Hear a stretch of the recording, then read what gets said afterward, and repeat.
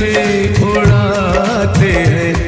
बर्दाश्त नहीं हुई रुसवाई, मेरे अश्क बहे दरिया की तरह। मैंने प्यार में जब ठोकर खाई,